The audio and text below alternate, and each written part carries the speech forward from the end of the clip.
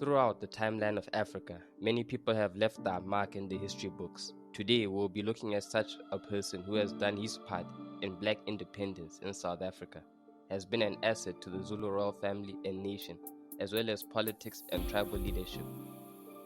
Prince Mangosuthu Buthelezi, the former chief of the KwaZulu Bantustans during apartheid ruled South Africa, traditional prime minister of the Zulu nation, and a chief and politician in his own right.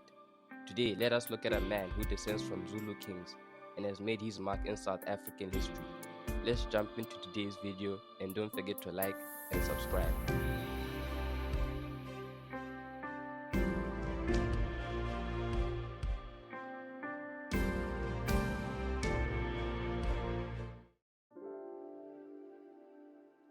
Born on the 27th of August 1928 in Matlabathini, KwaZulu, to Chief Mathole Buthelezi and Princess Magogo KaDinuzulu, the daughter of Zulu King KaDinuzulu.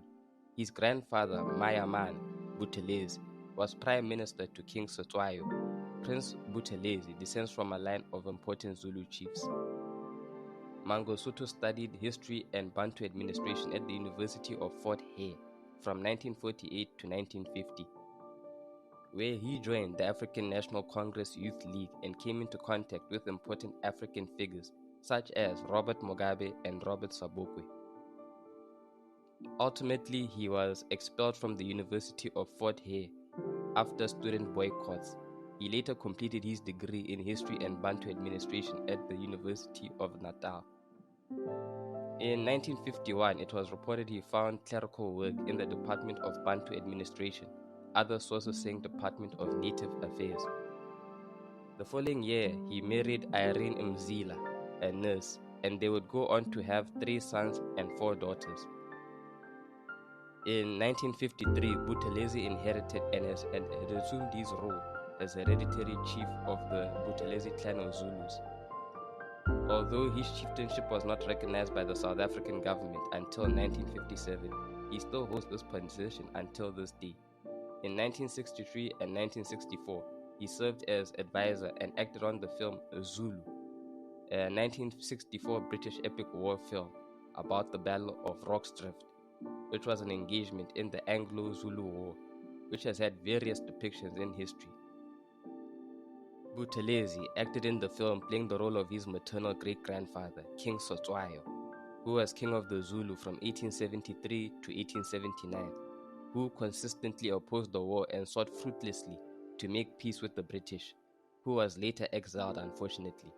Cetshwayo was the son of Mpande, who ruled from 1840 to 1872, who came to power after he had overthrown Dengane, his half-brother, in 1840, who himself came to power in 1828 after assassinating his half-brother, Shaka, with the help of another brother, Mtlangana, as well as Mbopa, Shaka's bodyguard.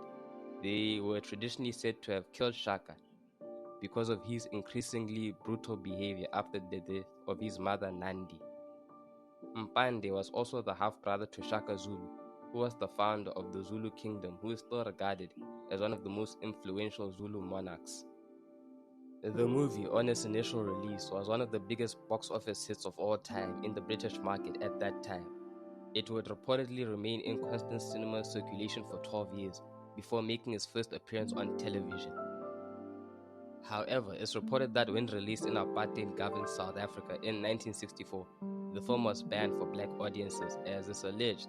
The government feared that its scenes of the African native population killing whites might incite them to violence. Apart from a few special screenings for its Zulu Express in Durban and some smaller KwaZulu towns, reportedly. It is reported that by 2007, some critics were reportedly divided over whether the movie should be seen as deeply anti-imperialist or racist. However, in 2018, Chief Mangosuthu Buthelezi would defend the film's historic and cultural merits. You can see his statement on the screen right now to see what he has said about the movie. It remains a film that you need to consider the time when it was made and the history it covers. However, the movie is regarded in a high light, such as a 7.7 star rating on IMDb, a 4.5 rating on Best Buy, and a 96% rating on Rotten Tomato at the time of this video, I've left some links in the description for you guys to check out, whether you want to buy it or you want to see it online. In 1970, Buthelezi was appointed Chief Executive Officer of the KwaZulu Territorial Authority, and in 1976 became Chief Minister of KwaZulu, which was a semi-independent Bantustan in South Africa, intended by the apartheid government as a homeland for the Zulu people, which had existed from the 1st of February 1977 to 27 April 1994.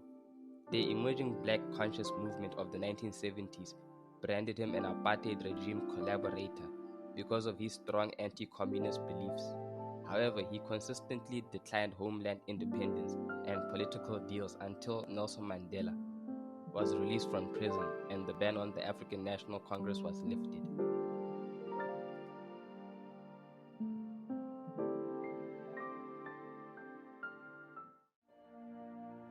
In 1975, Prince Buthelezi had founded the Inkatha National Cultural Liberation Movement with the blessing of the African National Congress, the ANC. The name would later be changed to Inkatha Freedom Party in 1994, but more on that later. Because of Buthelezi's former position in the African National Congress, the two organizations were initially very close and had supported each other in anti-apartheid struggles. However, he would break away from the ANC in 1979, and his relationship with the ANC would greatly deteriorate. And by the early 1980s, Inkatha had become to be regarded as a thorn in the side of the ANC. In the mid-1970s, it was viewed that the Black Conscious Movement were at loggerheads with Buthelezi's politics. An example being reportedly during the funeral of Robert Sobukwe, Buthelezi was barred from attending the service since it was argued that he was a notable collaborator of the National Party government, reportedly. In 1979, Nkosi Buthelezi and the Inkatha Yenkululeko Yesizwe, as it was known then, severed ties with the main ANC due to the ANC reportedly favoring military strategies, such as employing the use of Mkhonto Wesizwe, spear of the nation, as well as calls for economic sanctions against apartheid rule South Africa as a means to end apartheid.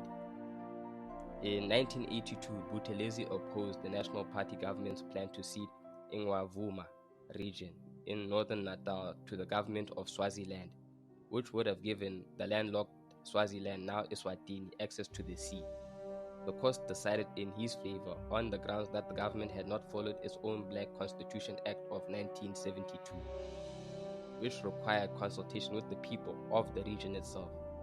Buthelezi was instrumental in setting up nursing and teaching training colleges throughout the late 1970s and early 1980s, reportedly.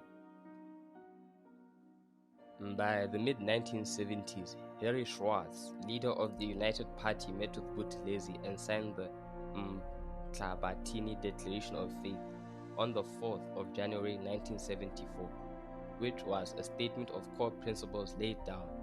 Its purpose was to provide a blueprint for the government of South Africa by consent and racial peace in a multiracial society, basically the Rainbow Nation, stressing concepts such as, but not limited to, the opportunity for all and a Bill of Rights to protect these rights. They agreed on a 5-point plan for racial peace in South Africa. It suggested that the federal concept was the appropriate framework for such changes to take place, while also first affirming that political change must take place through non-violent means.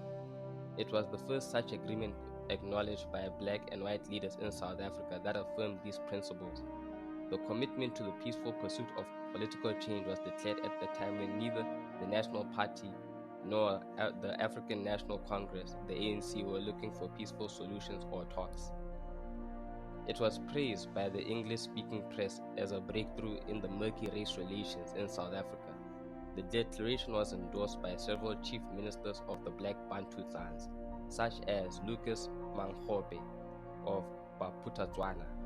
The declaration was also received with praise from liberal figures such as Alan Paton.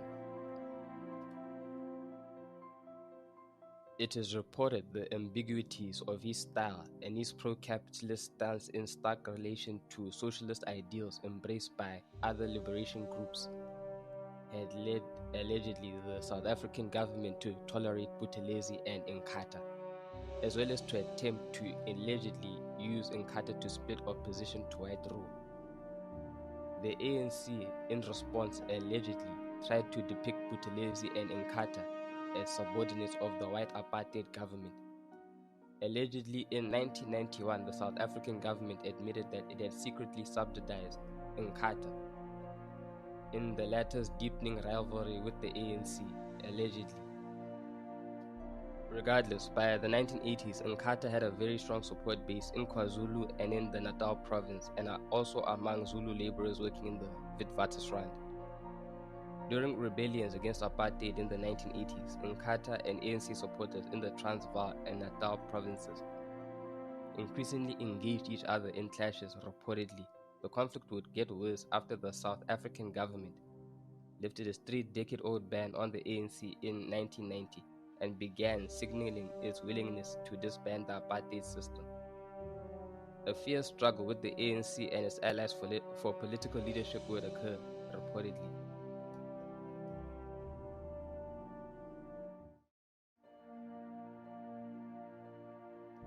Buthelezi had converted his cultural movement into a political party, the Inkatha Freedom Party, IFP, in 1990.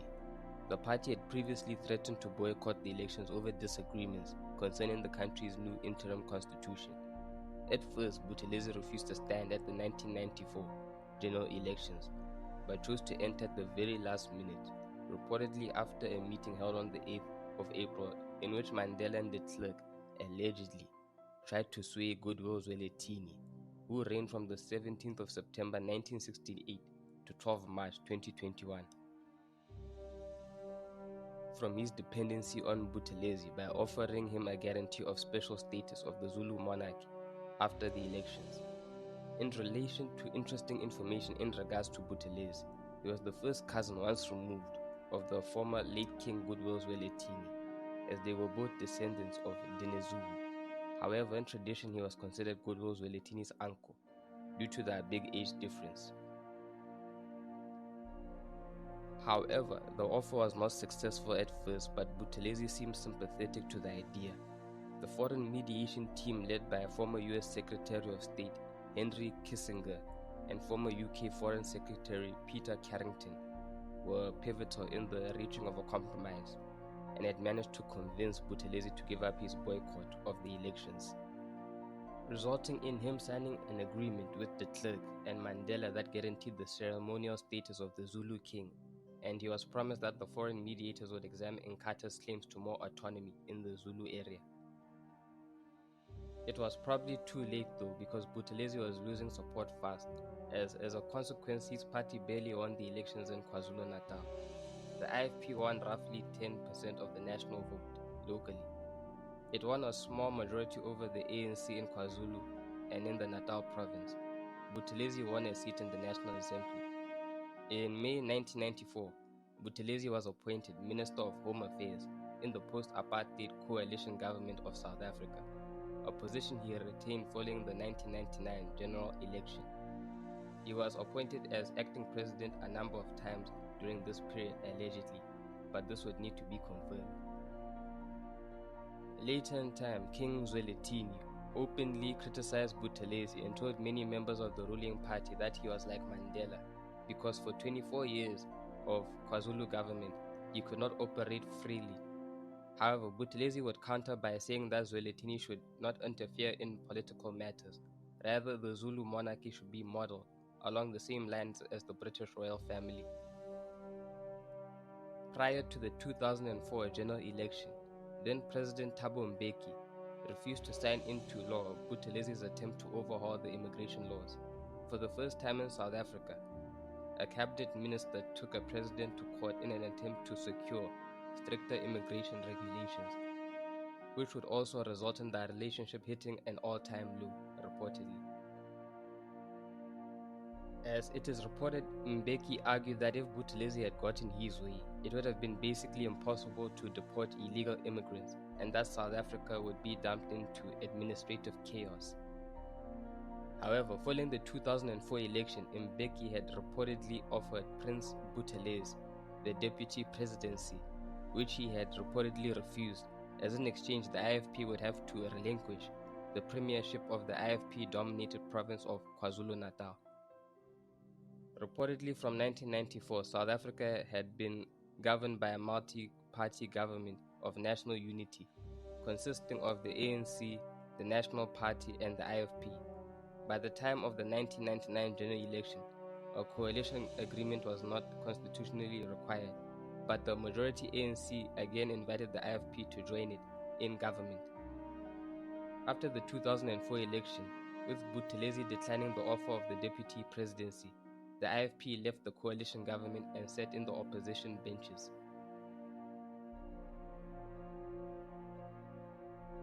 Over his lifetime, Prince Buthelezi has received various honors and awards and has held various positions in South Africa, which you may see on the screen to view.